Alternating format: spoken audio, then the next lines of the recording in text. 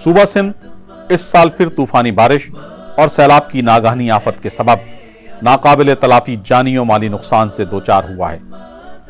موجودہ تباہی 2010 میں آنے والے سیلاب سے کہیں زیادہ ہے۔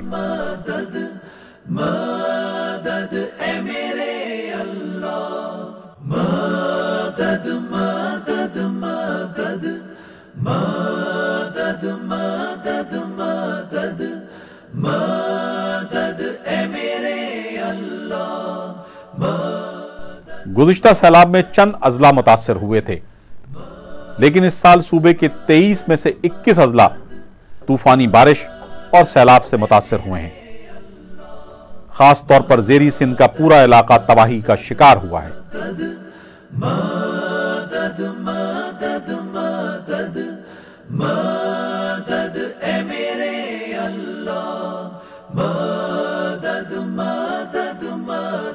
ایک اندازے کے مطابق ان بارشوں میں 1 کروڑ سے زائد افراد متاثرین میں شامل ہیں۔ تقریباً 450 افراد اپنی زندگی سے ہاتھ دھو بیٹھے ہیں۔ 6 لاکھ افراد کیمپوں میں مقیم، جبکہ لاکھوں کھلے آسمان تلے زندگی گزارنے پر مجبور ہیں۔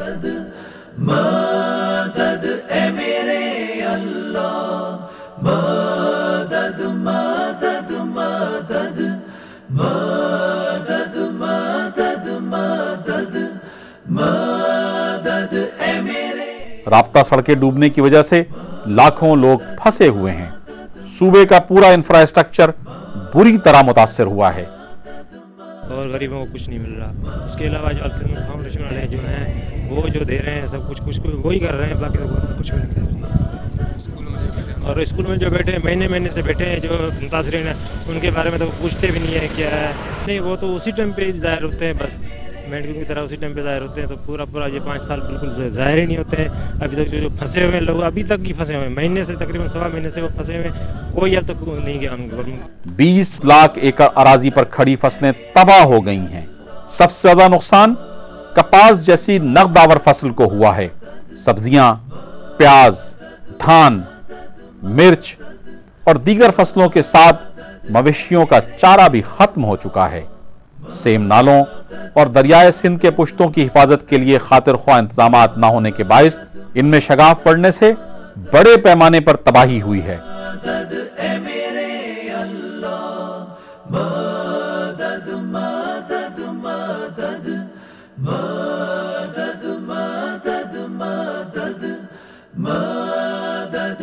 وبائی امراض کا تیزی سے پھیلاؤ اس صورتحال کا سب سے زیادہ تشویشناک پہلو ہے۔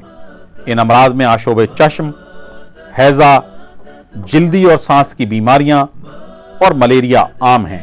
سندھ ابھی پچھلے سال کے سیلاب کو نہ بھلا پایا تھا اور متاثرین کی آبادکاری کے کئی منصوبے تکمیل کے آخری مراحل میں تھے کہ حالیہ بارش اور سیلاب نے پھر 1 کروڑ افراد کو کھلے آسمان کے نیچے زندگی گزارنے پر مجبور کر دیا ہے۔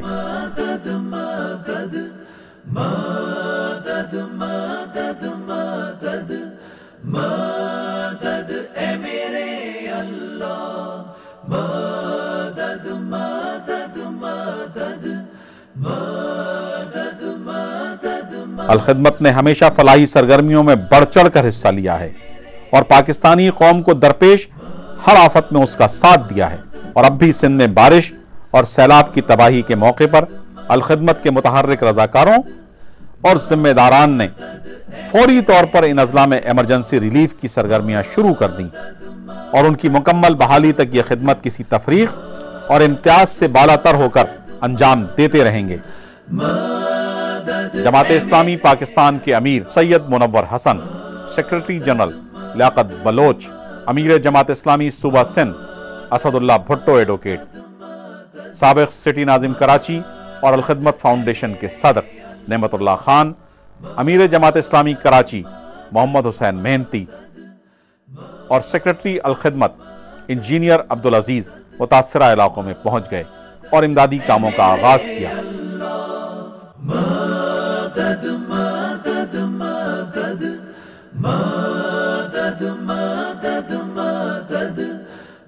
خیمہ بستیاں قائم کی، متاثرین میں پکا ہوا کھانا، خشک اجناس، کپڑے، نقد عطیات اور ضروریات زندگی کا سامان تقسیم کیا۔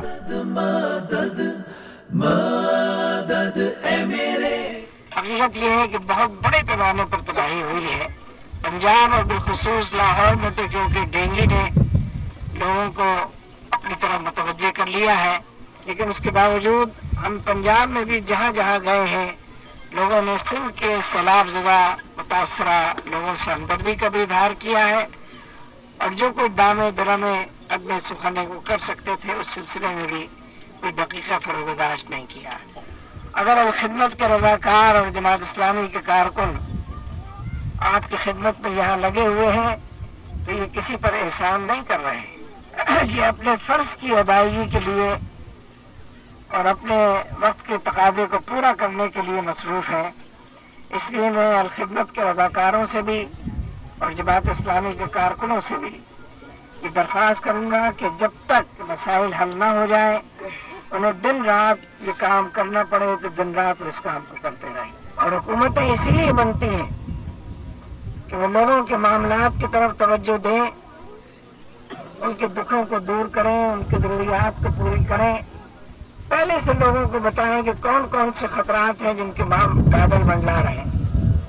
محکمہ موسمیات والوں نے بھی پہلے سے بات چیزیں بتائی تھی، لیکن جو کام حکومت کے کرنے کے ہیں وہ آپ تو نہیں کر سکتے۔ یہ تو بھائی چارے کی ایک فضا ہے جس کی وجہ سے لوگ ایک دوسرے کی مدد کرتے ہیں۔ وطن یا پاکستان کارڈ کے نام سے بھی جو سلسلہ شروع ہوا ہے وہ بڑا پرکشش ہے، اس کے بارے میں جو معلومات ہیں وہ لوگوں کو گھنٹوں اور دنوں لائن کے اندر لگائے رکھے ہیں، لیکن انسانوں کا کوئی درد ہوتا ہے، اس دکھ کو محسوس کرنا چاہیے۔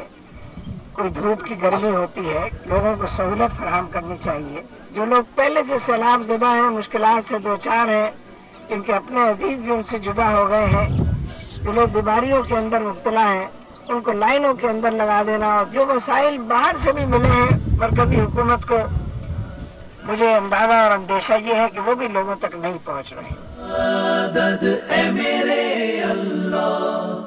فوری طور پر متاثرین کو طبی سہولیات کی فراہمی تک رسائی کے لیے ایمبولنس سروس کا آغاز کیا، جبکہ ابتدائی طبی امداد کے لیے فری میڈیکل کیمپس کا انعقاد یومیہ بنیادوں پر کیا جا رہا ہے۔ پاکستان اسلامک میڈیکل ایسوسی ایشن کے تعاون سے ڈاکٹروں کی ٹیم متاثرہ علاقوں میں خدمات انجام دے رہی ہیں۔ امدادی اشیاء سے بھرے ٹرک روزانہ امیر جماعت اسلامی کراچی کی نگرانی میں اندرون سندھ روانہ کیے جا رہے ہیں، جن میں آٹا، چاول، دالیں، بسکٹ، چھوٹے بچوں کے لیے دودھ، ادویات، پینے کے صاف پانی کے کین اور روزمرہ کی ضرورت کی چیزیں شامل ہوتی ہیں۔ ہم اس لیے حاضر ہوئے ہیں کہ یہ بارش کی تباہ کاری کے ذریعے جو یہ سندھ کا ایک اہم ترین علاقہ بہت بری طرح متاثر ہوا ہے، بارشوں کی وجہ سے، طوفانی بارشوں کی وجہ سے زمینوں پہ پانی ہے، مرچ کی، ٹماٹر کی، گنے کی، کپاس کی فصل تباہ ہو گئی، مال مویشی متاثر ہوئے، جہاں ٹیوب ویل کی مشینیں تھیں وہ تباہ ہو گئیں، اور جن کے پاس کوئی زراعت کی مشینری تھی وہ بالکل پانی کے اندر ڈوب گئی، اور اسی طریقے سے انسان بہت بری طرح متاثر ہوئے۔ پانی میں گھرے ہوئے مقامات تک رسائی کے لیے متاثرہ علاقوں میں الخدمت بوٹ سروس جاری ہے، اور اس کے علاوہ 30 ایمبولنسز، ڈاکٹر اور پیرامیڈیکل اسٹاف کی موبائل ٹیمیں ریلیف سرگرمیوں میں مصروف ہیں۔ پدین، ٹنڈوباگو، کھوسکی اور دوسرے مقامات پر الخدمت خیمہ بستیاں قائم کی گئی ہیں جو منظم انداز میں کام کر رہی ہیں، اور ان میں سینکڑوں خاندان رہائش پذیر ہیں۔ الخدمت نے اور جماعت اسلامی نے ان کی فلاح و بہبود کے لیے، ان کی ریسکیو کے لیے، ان کی ریلیف کے لیے بہت کام کیے، کیمپ لگائے، راشن تقسیم کیے، کپڑے دیے ان کو، اور ہر طرح کی امداد کی۔